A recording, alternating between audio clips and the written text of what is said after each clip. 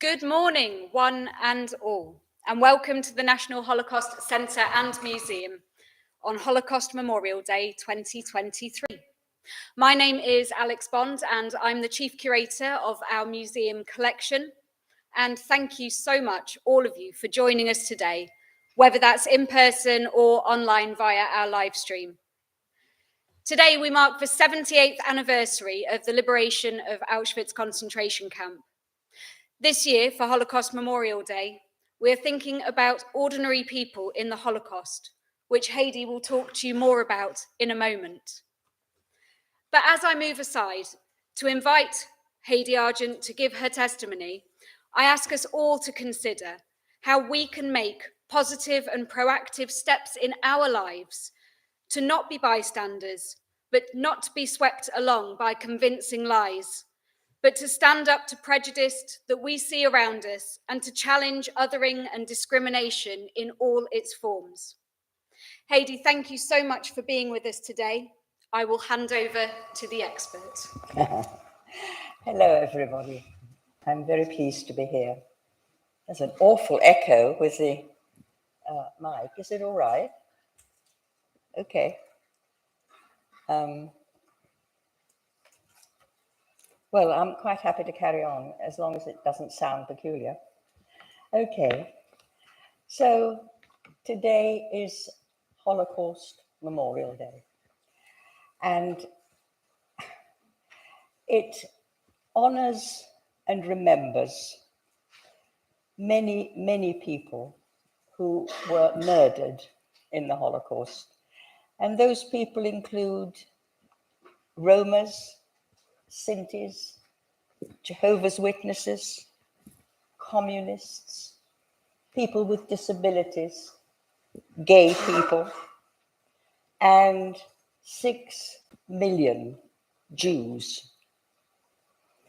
Now, 6 million is a number that's hardly comprehensible. I mean, what does 6 million mean?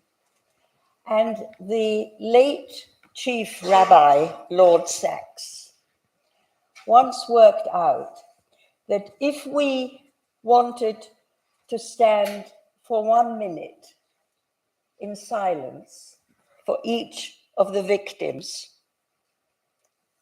6 million Jews, that we would be standing here for 11 years and 5 months. Now, to me, that always sort of puts 6 million into some sort of context, because it's a number that we really can't get to terms with. It's very important that we remember them, that we honor them in this way with a Holocaust Memorial Day. But it's equally important that we think about how did it happen? How could it happen? How could 6 million people get murdered because they were Jews? What does that mean? And the Holocaust Memorial Day Trust every year suggests a theme, and you already heard what the theme is this year, to help us to understand. And the theme this year is ordinary people. Because what happened was done by ordinary people to ordinary people. The people who became the perpetrators, who did these terrible things, they were ordinary people with families. They were mothers and fathers and grandparents, and perhaps even great-grandparents. They had jobs, they had lives, but they were going through hard times, and they listened to fake news, and they believed conspiracy theories against the Jews because they needed a scapegoat. So they were ordinary people who believed the lies, the propaganda, the fake news that they heard. And there was another group of people, the people who stood by, The people who knew it was happening, they could see it happening. Their neighbors were being taken away. They could see horrible things in the street. They could see Jew painted on Jewish windows. They could see what was happening. But they stood by and they didn't raise their voices. They didn't say anything. They didn't talk about it. They pretended it wasn't happening. They just walked by. They looked the other way. They were ordinary people. They were worried about their own jobs. They were worried about their own families. They were worried in case if they said something, then they would also become victims. Ordinary, really ordinary people. But there were some people who did not stand by, who were very brave, who risked their own lives and their own families and their own jobs because they hid a Jewish child or helped to save a Jewish family, probably their neighbors, but they were brave. They did not look the other way. They did something, and they were the righteous. But they were ordinary people. They were just like you and me, but they decided to stand up for what they knew was right. And they became known as the righteous Gentiles. And in Jerusalem, in the Holocaust Memorial Museum in Jerusalem, it's called Yad Vashem. In that museum, there is, in the gardens of it, a huge, long alley, an avenue of trees. And each tree is devoted to remembering a righteous Gentile with their story of what they did. So they were ordinary people too, but they are remembered today on Holocaust Memorial Day together with the ones who perished. And a lot of the righteous Gentiles perished because they were punished, because they stood up to be counted. Now, the Jews themselves, the victims, now they were ordinary people. Some did well, some were poor, some had families, some were on their own. They were ordinary people who just happened to be Jews. Now, Jews have always been an easy target for racism. And anti-Semitism was the first racism that we know about. It's racism against Jews, anti-Semitism. And it started more than 2,000 years ago when the Jews were first expelled from Jerusalem and they had to go all over the world to find a home. They dispersed. And wherever they lived, they became targets of prejudice. There was one particular country, it used to amuse me when I heard this when I was your age. There was a particular country in the Middle East where the Jews had gone to be refugees, and they weren't allowed to go on camels because that would have made them higher than the native people. And Jews were not allowed to be higher. They always had to be lower. You know, I used to think that was quite funny. It was ridiculous. But, you know, it is just an example of racism, of how low really racism can get. So anti-Semitism is the earliest hatred, the earliest racism that we really know about. And it never, ever quite goes away.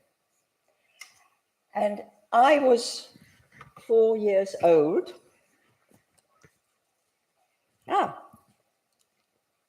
This is not the latest one. Never mind. Okay. It's the one of me as a child of 4 that isn't there. It should be the next slide. No, that's the next slide. It's the old, you've got the old one.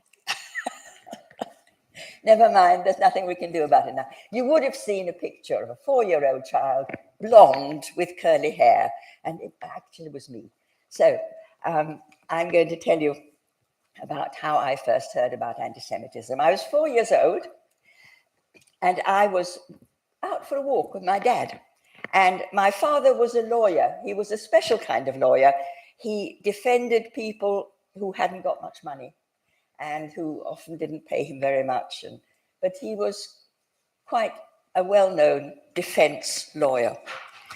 And we were just having a chat and walking along. It was a nice day. And suddenly, a client of my father, a man who owed my father some money, came running up to us. And he shouted at my father, "I'm not going to pay a dirty Jew." And then he spat at my father and he ran off. And I cried. And my father comforted me and he said, "Oh, Jews are not dirty, but there are people who don't like Jews. And that's called anti-Semitism." That was a new word for me, aged 4. But I understood what it meant. It meant that people didn't like me because I was a Jew. And now, on the next slide, you really can see where we lived. We lived in Vienna, the capital of Austria, which, as you will all know, and as you can see clearly on the map, is next to Germany. The biggest country next to Austria is Germany. And in 1933, when I was 4 years old and going for a walk with my father, Adolf Hitler had just come to power in Germany. He had become the new leader. He and his Nazi party had taken over Germany. And Hitler and his party made lots of anti-Semitic, anti-Jewish laws. And they were called the Nuremberg laws. And they were all against the Jews participating in normal life. And of course, being next to Germany, all the adults were always talking about what was happening in Germany, would it happen in Austria? And there was already a lot of anti-Semitism in Austria at the time. And the fear was always that Austria and Germany would somehow get together. So I kept on hearing that word, anti-Semitism, all through my childhood. I grew up with it. And we're talking about being ordinary. We were a very ordinary family. We were never very well off because my father was always owed money. But, you know, we weren't poor. We had enough to eat. We had a comfortable home. We had warm clothes in the winter. We were content. And I was an only child. I had a cousin that we called Booby. There we are. There's Booby. And he and I sort of grew up together because he was an only child as well. He was exactly a year older than me. And I suppose he was more like an older brother than a cousin because we did everything together. The two families went on holiday together. We played together. We both loved ice skating. We both loved swimming. We went to libraries together. We went to the park together to play. We did lots together. And we had our birthdays together because although he was a year older, his birthday was just 1 year before mine. So for one day, he was 2 years older. He was very proud of that. And I remember on one birthday in particular, I got 2 lovely presents. And one was a big doll. She really was big, like this. And I called her Susie because that was my favorite name at the time. And I just loved her because she had great big brown eyes and she looked so kind. And my other present was a very fine gold chain with a Star of David on it. Now, Star of David is the Jewish symbol, like a cross, is a Christian symbol. And I was so proud of this because it was the first piece of jewelry that I ever had. So there we were, a happy couple of ordinary children. But there was one thing that wasn't ordinary and wasn't good, and that was school. Because when I started school, aged 6, which is when you start school in Austria, I learned on the very first day what anti-Semitism felt like, as well as what it meant. Because on the very first day, I was called a dirty Jew myself. Now, you'll see me at school, no prizes for which is me, because I'll show you which is me as a little thing goes round me. Okay. Standing at the back, looking a bit miserable, to say the least, and always at the back, never allowed to come to the front of the class. My desk was at the back, always sitting at the back, always standing at the back, because I was a Jew. I wasn't ever included in any activities or out-of-school activities because I was a Jew. I wasn't ever chosen for any team, sports, doing a play. I always wanted to have a part in a play, never got one because I was a Jew.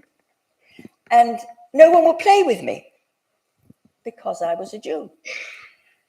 And I was really very miserable at school.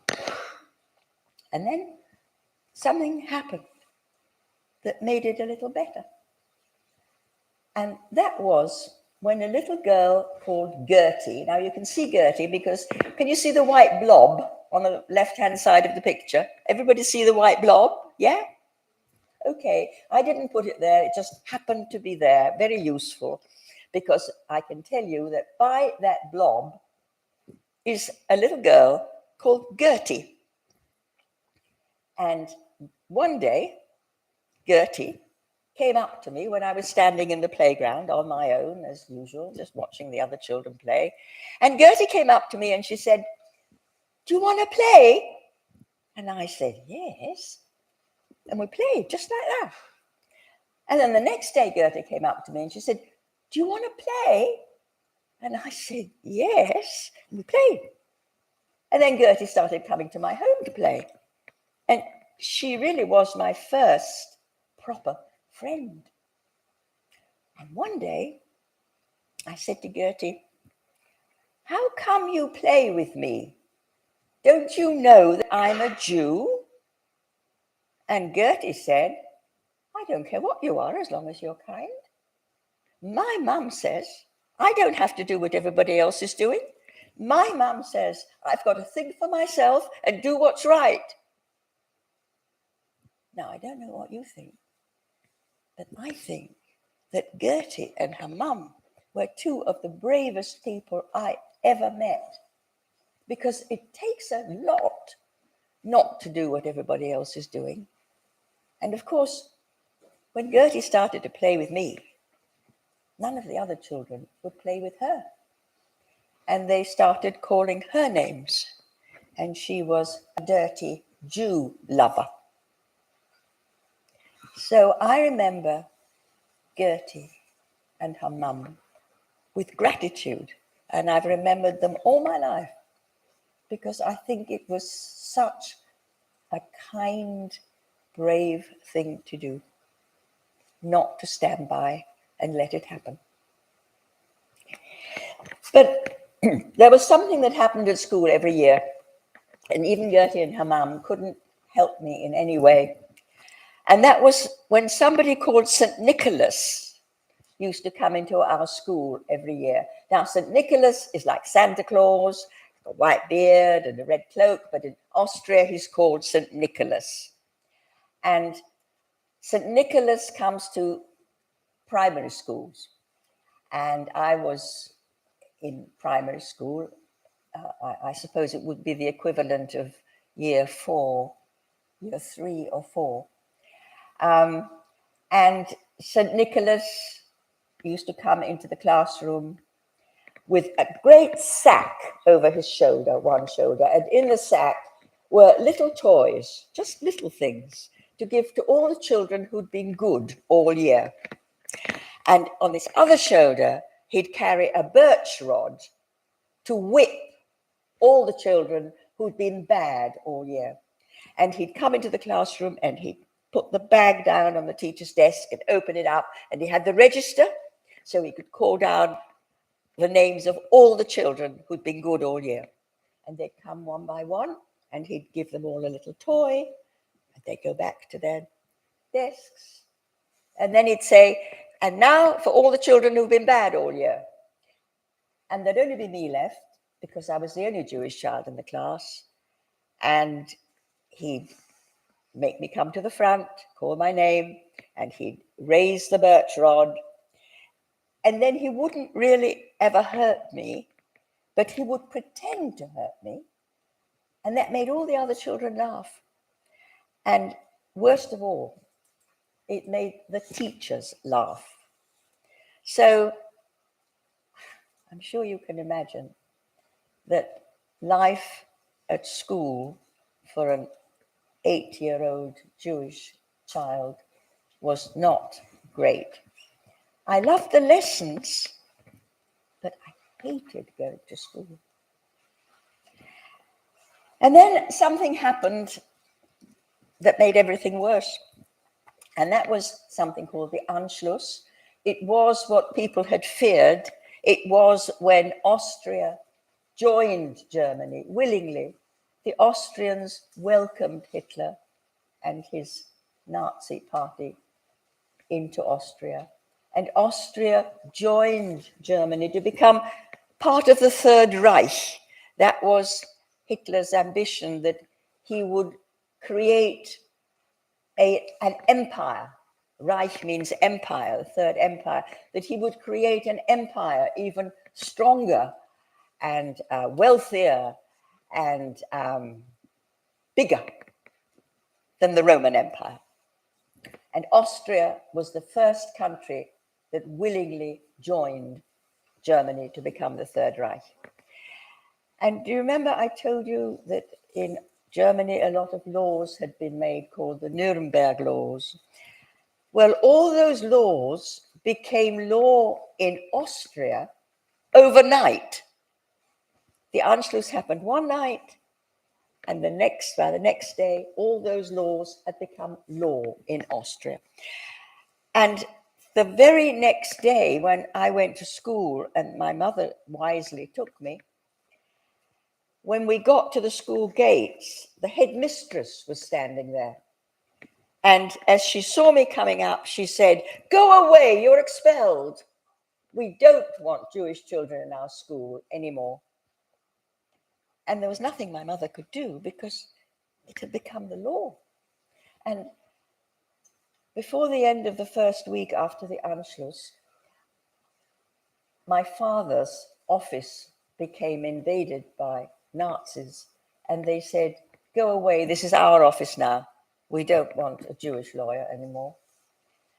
And at the end of the first month after the Anschluss, a Nazi family came to our home and said, "You've got a week to get out. This is our home now." And there was nothing we could do when we had to leave all our stuff and we had to get out. And from then on, we kind of went from one place to another. We were homeless. My dad didn't have a job. I wasn't in school. And we just sort of went wherever we could. Somebody would put us up for a week. Somebody else would put us up for a month. Somebody might put us up for just a weekend or even a night. We just went from place to place. And there were other laws that had come in overnight. Jews were no longer allowed to go to any public places. We weren't allowed to go into the park to play. Booby and I were no longer allowed to go into the park and play. We certainly weren't allowed to go ice skating or swimming. We weren't allowed to use libraries. We weren't allowed to certainly go to a cinema or any entertainment that was strictly forbidden to Jews. We weren't even allowed to sit on a park bench. So life became pretty intolerable and scary. really scary because we never knew what was going to happen next.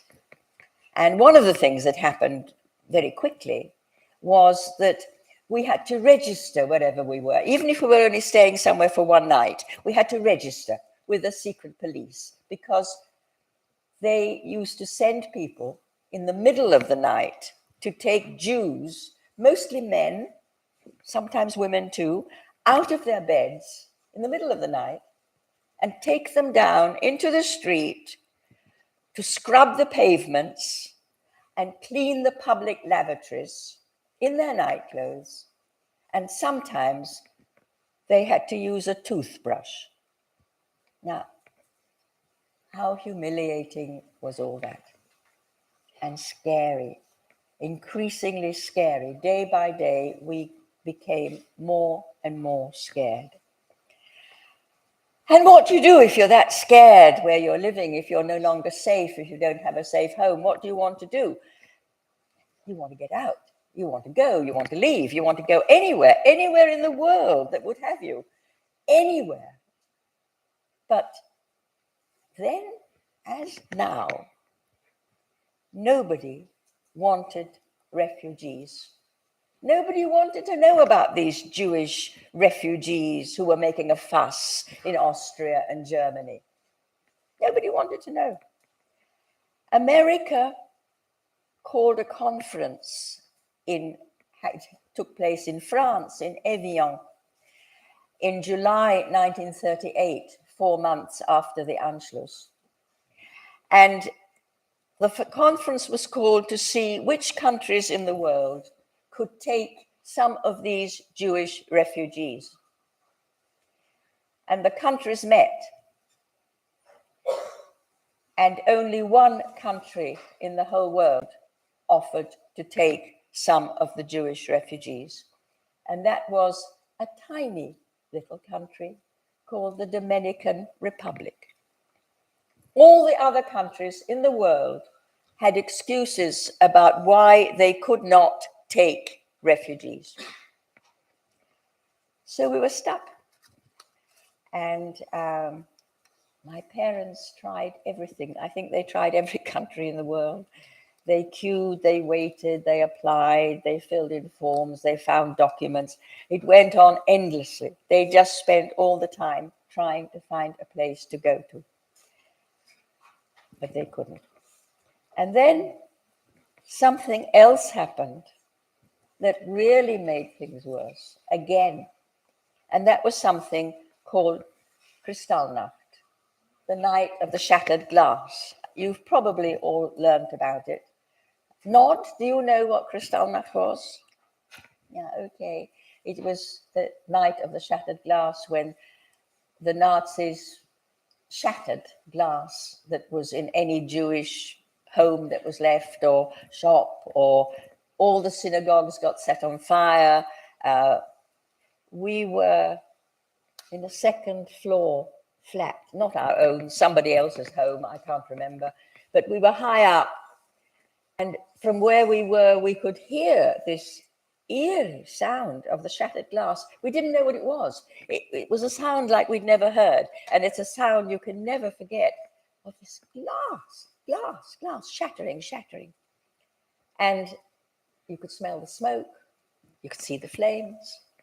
It was absolutely terrifying. And it was so bad that the rest of the world decided maybe they should take this seriously. Maybe they should open their doors just a little to let some of these refugees in. And the UK was one of the countries that let in not very many, but some of these Jewish refugees. And we were lucky. We got visas to come to England. Now, in order to get the visas, my parents had to sign papers to say that they would never take a job from an English person, that they would take jobs only as domestic servants. That seemed a small price to pay to get out. And we also had to have all sorts of sponsors who had to put money down for us. It was a complicated business, really complicated, but we did get permission to go. Now, there was no problem in getting out because the Nazis were very pleased to see Jews go, because we had to leave all our belongings, everything that we had to leave behind. So they were always quite pleased to see us go. And we had to hand in all our valuables into a certain place where they collected all the Jewish valuables. Our rings, everything, our jewelry, any jewelry we had, any money we had left, anything that was of any value had to be handed in. And I had to hand in my little fine gold chain with a Star of David on it. I was very cross about that. I was getting on to being 10 years old, and I didn't like that at all. And we were allowed to bring with us one small suitcase each. A suitcase the size that you would take into an aeroplane, you know, into the cabin. You wouldn't have to hand it in and register. You could just take it in. About that size suitcase each. And I was allowed to take one toy and one book. I've still got the book. Not a very good book, but I've still got it.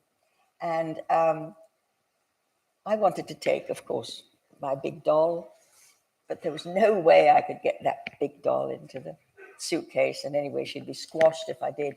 So it was very lucky, really, because my big doll, Susie, had come with her own little doll. Oh, this is the wrong, I'm afraid this is the wrong thing. There we are. So she had a little doll of her own, and I called her Little Susie. And you can see how little she is on that photograph. And some of you have seen her in the museum already, have you? You've been to the museum? Yes, so I was allowed to bring Little Susie, and she was my doll, and she was my children's doll, and she was my grandchildren's doll. And I used to bring her to these talks, and I used to hand her around. And the people in the museum got very anxious about her and said she was too fragile to do that any longer. So they put her in this lovely box, and they put her behind a glass case in the museum. So that's where she lives now. So that's what we did. And of course, to travel, we had to have a passport. I'll go back now if I can. There we are. Yeah, it does work.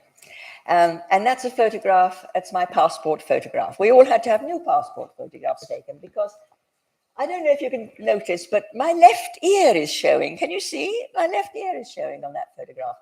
Well, the Nazis said that all Jews were criminals, and all criminals have to have their left ear showing when they have their mugshots taken by the police if they get arrested. So all Jews had to have their left ear showing for their passport.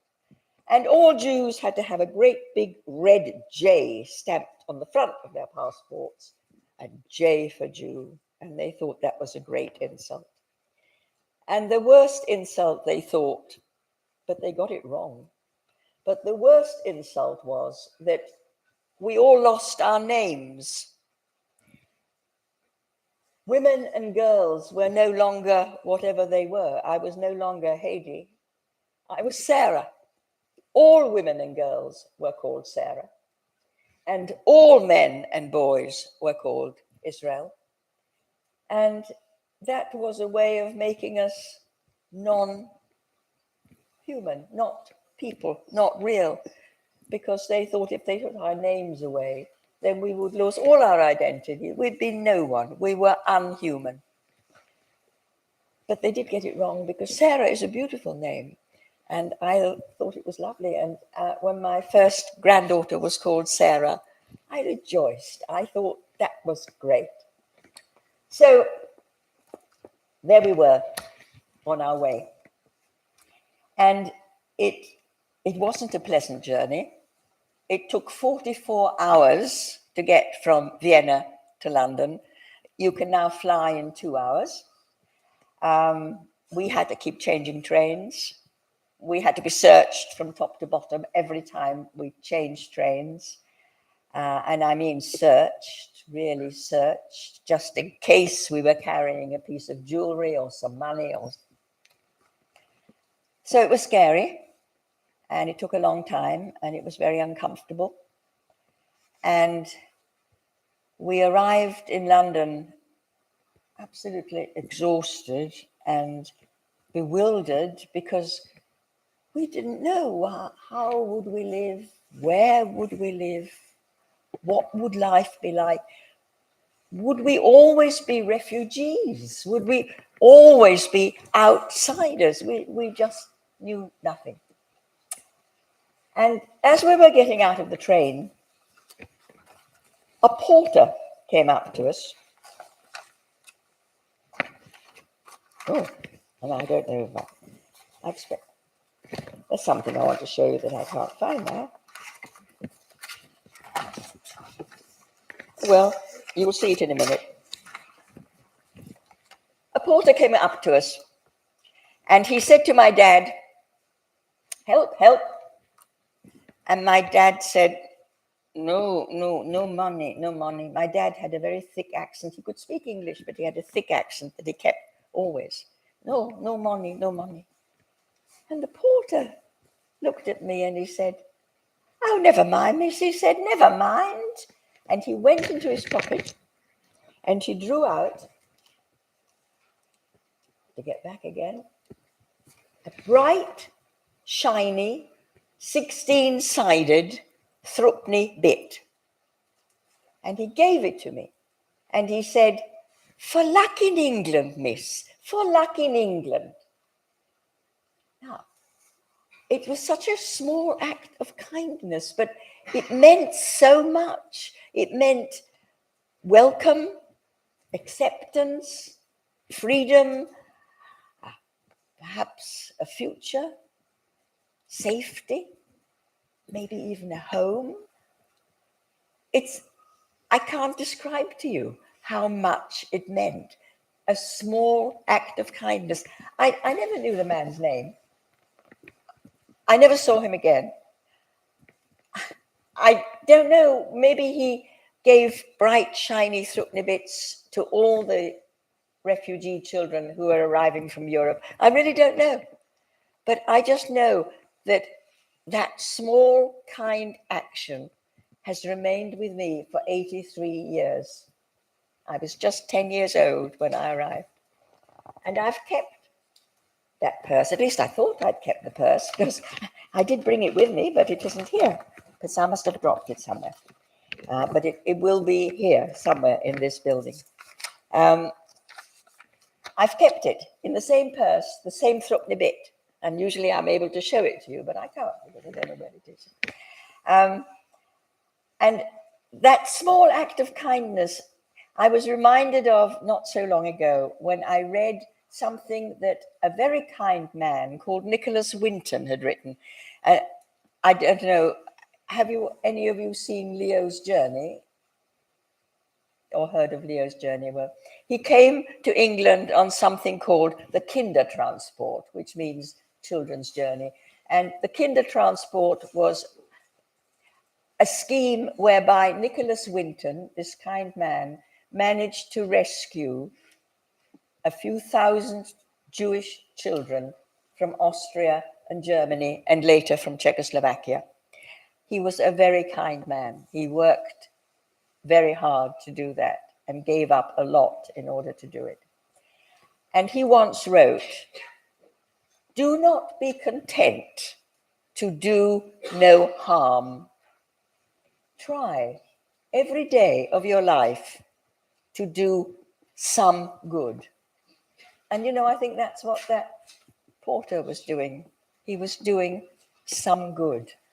And that is so important. So we were in England. We made it. We were the lucky ones. And everything was different. Everything, not just the language, which of course we'd expected. We knew we were coming to a country where I couldn't speak, my mother couldn't speak, my father could speak a little. The language was important and different and hard. But everything was different. The weather, the food, the houses people lived in, the clothes people wore, the way people behaved. Everything was different. And for my mother and father, that was very difficult. They never, ever quite could get used to it. Even towards the end of their lives, and they lived all the rest of their lives in England and were grateful for the safety it offered them. But they never really were anything but refugees. They always felt refugees. They always felt as outsiders. For me, at 10 years old, it was completely different. I thought I'd landed in heaven. I went to a little village school because that's where my parents ended up as servants. And everybody played with me.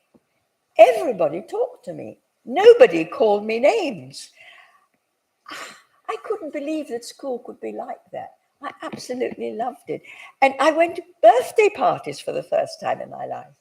And the teachers were wonderful to me. They sat me at the front of the class all the time because they wanted to keep an eye on me. They wanted to make sure that I understood everything. And they gave me lists of words to learn every day. And then the next day they'd come and test me. And I loved the English language. I was just so happy. And all I wanted to do was to become an English girl. And at the end of my first year and my last year in primary school in England, we had our photographs taken. And I always fancied that I was beginning to look like an English girl, very different from the solemn little girl with plaits that was on the passport photograph. So here we were, and we really were the lucky ones, because my cousin Booby and his mum and dad, my uncle and aunt, and our grandmother who lived with them were not as lucky. They tried very hard, just as we had done, to find another country to let them in, but there were 4 of them and they couldn't. And we tried very hard when we got to England to get sponsors, anything to help them to get in, but we couldn't find anybody. And 6 weeks after we arrived here, the war started, the Second World War began. And once the war began, no one could get in or out. And they really were stuck. And so they were sent to a ghetto where they gathered all the Jews that were left together. And my grandmother died there. And then from there, they sent them on a cattle truck to Auschwitz. And my aunt was gassed on arrival. And Booby and his father were sent from Auschwitz to Belsen-Birkenau to become slave laborers. And as the war started to go against Germany, the prisoners, what was left of them, were moved from one camp to another on death marches. And my cousin Booby was marched from Belsen to Mauthausen, which was a camp where they put slave laborers who were no longer able to work. And from there, he was sent on another death march to another subcamp where they sent the people who were really completely useless by then. And that was called Grunskirchen. And there he was when the Americans liberated the camp on the 5th of May, 1945. And he was one of those half-human skeletons that you saw on the newsreels. And he was taken by the Americans to a nearby hospital where he died the next day. And he was just 8 weeks before his 17th birthday. So we have to think of what is happening today. And there are more people from all over the world who are looking for a safe place to call home than there are people living in the whole of the UK. More potential refugees in the world than there are in the whole of the UK. And they are all looking for a safe place to go. Now, any of them might end up like Booby, or with luck, they may end up like me. And the choice is not theirs, it's ours. So, I'm going to finish up by reading you something that Eleanor Roosevelt wrote. Eleanor Roosevelt was the wife of President Roosevelt, who was the president of the United States during the Second World War.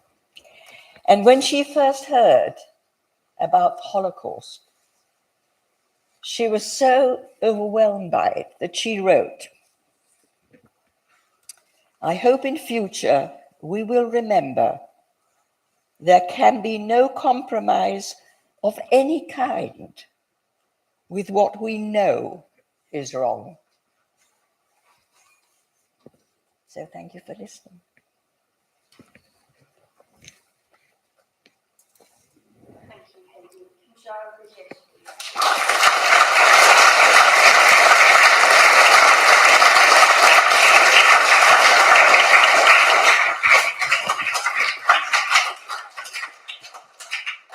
Thank you, Hedi. So I think we've got some questions from the audience that are joining us today. So can I ask person number one to come up? And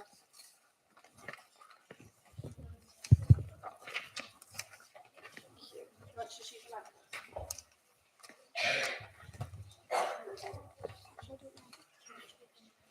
How did life change for the family when you arrived in the UK? Sorry? How did life change for the family when you arrived in the UK? Well, I think totally, absolutely everything was different. I mean, my father, who'd been a professional man, became a butler. My mother became a cook. For me, it changed for the better, but for them, it changed for the better as far as safety was concerned. They had a home, they were safe, nobody was going to persecute them because they were Jews. But life became, I suppose you could say, empty for them. The fullness, the joys, the variety of life, the things that they used to do, none of that was available to them. So it was just completely different. For me, it was different because suddenly I was happy and free and an ordinary child. Thank you. Okay, next question then, please.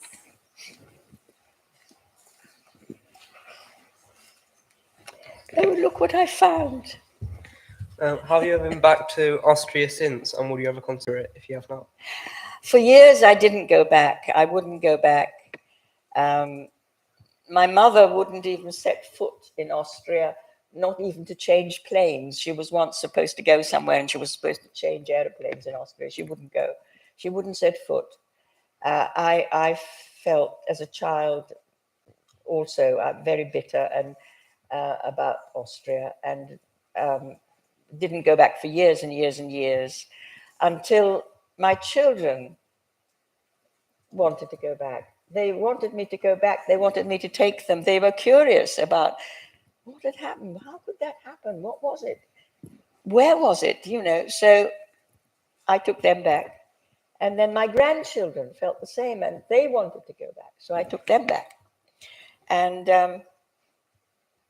I have got reconciled with what happened because of the young people in Austria now who are trying to get it right and trying to make reparations and trying to understand themselves what happened and how could it happen in their country. So I've met a lot of these young people, and they have reconciled me to what was my country.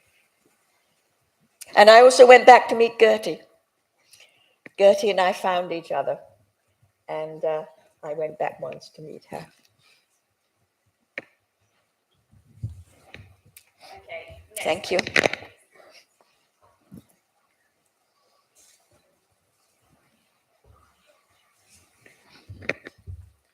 What Gertie and her mum did was very brave. Why do you think most ordinary people didn't act like them? Sorry, say that again slowly. What Gertie and her mum did was very brave. Why do you think most ordinary people didn't act like her and her mum? Who was Gertie, are you talking about? Yeah, Gertie and her mum was very brave. Why didn't the other people like Yeah. her? Because she played with a Jewish child and because she came to a Jewish home.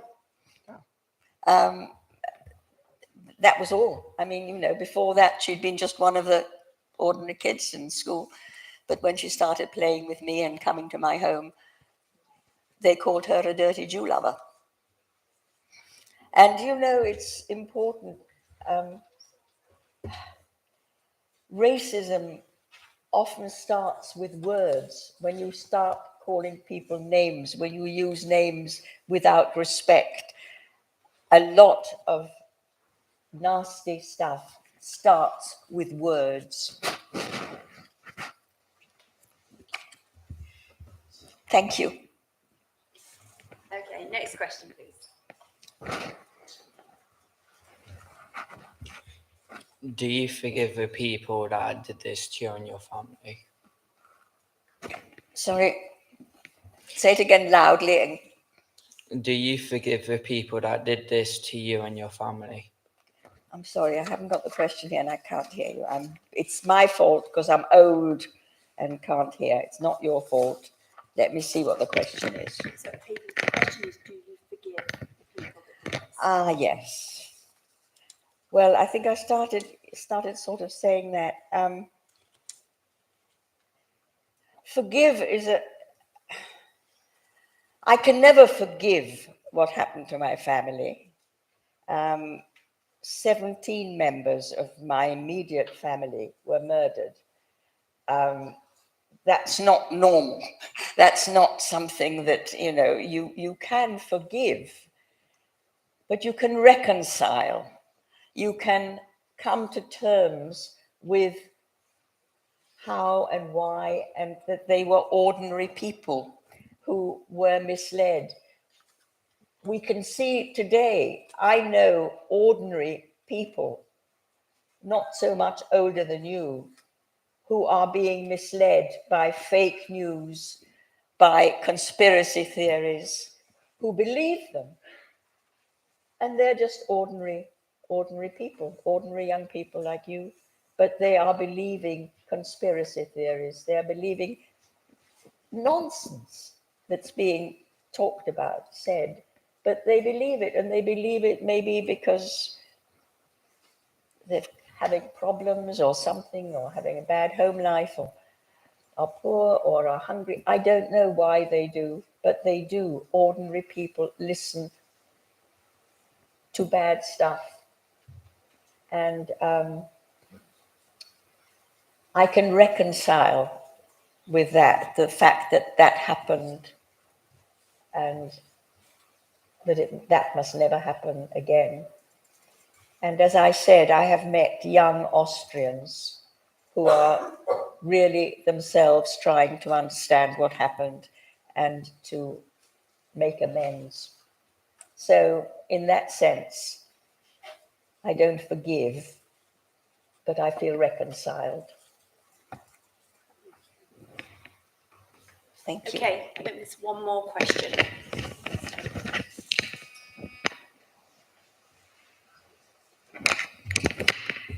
What would you like people to take away from your story? The importance of kindness. Remember the porter. Oh, and Ash, look, I found it. There it is, the real purse. And the real Sruknadip still here, that I've kept in the same purse for 83 years. So I'm glad you could see it. There we go. Yes, kindness. A small act of kindness will go a long way. I think that's very important. I think another important thing is that it happened to ordinary people, that it was done by ordinary people, that ordinary people stood by and watched, but that there were some ordinary people who stood up for what was right, who, in Eleanor Roosevelt's words, did not compromise, because there is no compromise with things that are bad. Don't listen to fake news. Don't even think about conspiracy theories being right. Thank you. And another thing to take away, sorry, just one more thing to take away. The importance of stories. I've told you my story because I think it's important for people to understand each other. And I think we only understand each other by listening to each other's stories, by really listening. And that's the way we will accept strangers, by listening to their story. That's the way we will understand each other and not be afraid of each other because we're each different. We should learn to welcome difference, to value difference, to welcome the stranger in our midst, because they will enrich us. Hedi, thank you so much for sharing that with us today. Really valuable words. Now, I think that there are two students in the audience who are going to come forward and light a candle for remembrance with me. Is that right? I'm just going to go and get the lighter.